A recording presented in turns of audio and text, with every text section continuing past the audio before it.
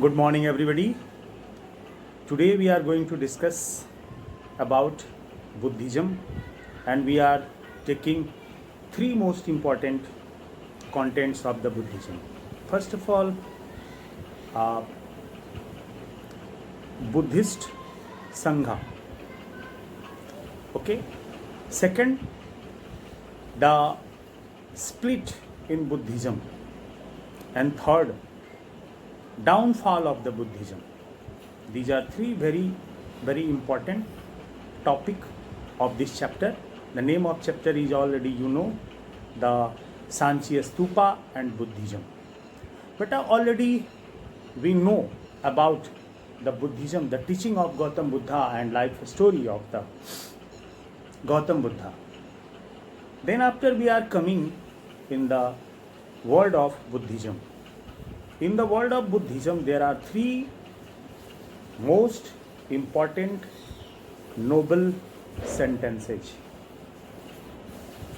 Buddham Sharanam Gacchami, Sangham Sharanam Gacchami, and Dhammam Sharanam Gacchami.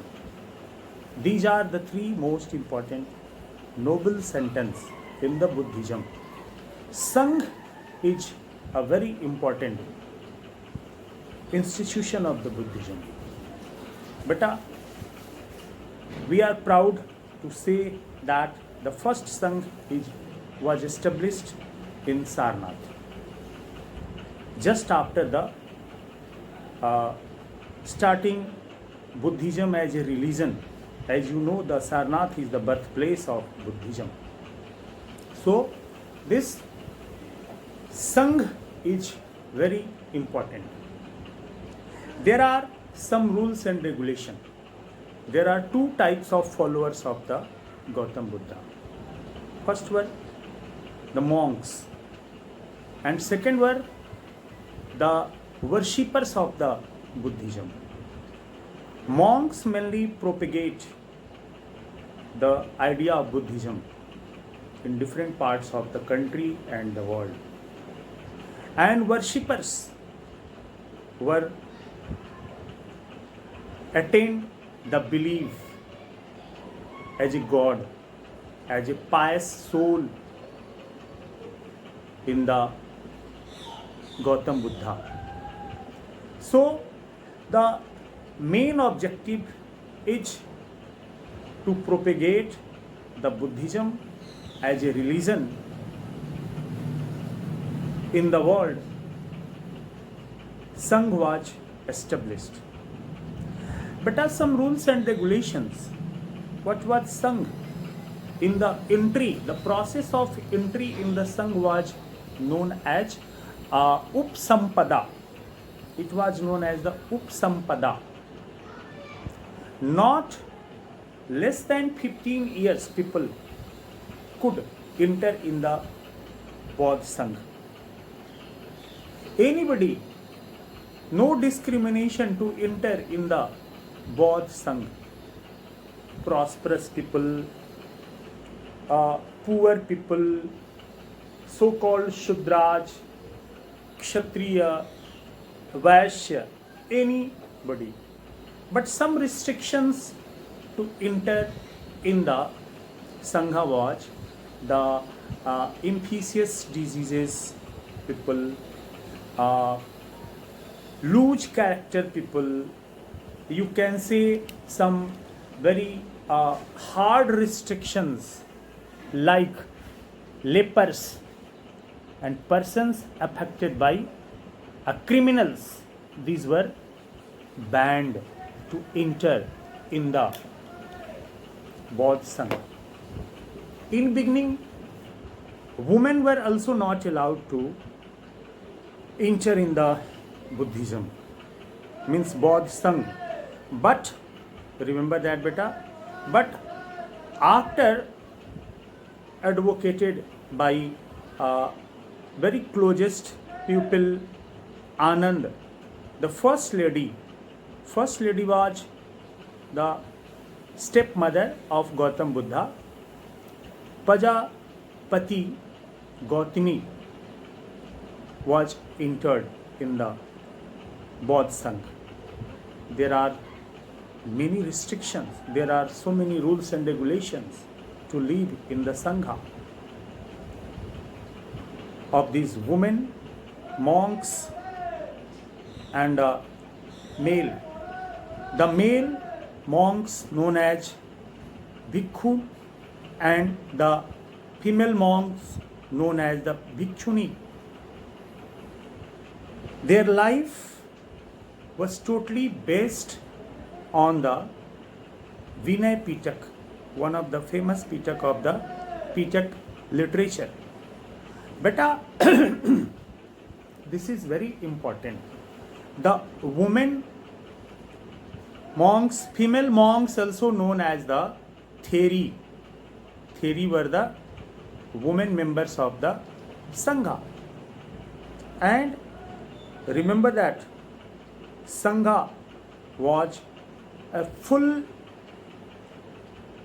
values completely based on the democratic system. All decisions of the Sangha taken according to the voting system, a conscious system. First of all, they take the opinion and majority opinion decide to any decision of the Sangha. So Sangha was very important role played by Sangha. So I am just going to discuss about the split in Buddhism, how Buddhism split. But after death of Gautam Buddha,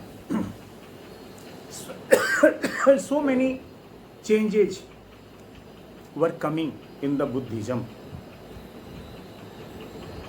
In every council of the great council of Buddhism, like as you know, Vaishali, Rajgir, Patliputra, and third great council of Buddhism was in Kundgram of Kashmir during the period of Kanishka. The Buddhism was divided into two parts. First was Hinayan and second was Mahayana. Hinayan was the original concept of the Buddhism, but Mahayana was a modern, means you can say the reformed concept of Buddhism. Mahayana means a great vehicles to float the river of world, and Hinayan was a small vehicle, small you can say the boat to sail the river of world. Mahayana believes that Gautam Buddha was a great pious soul, but Mahayana believes that Gautam Buddha was a god. Hinayan were against the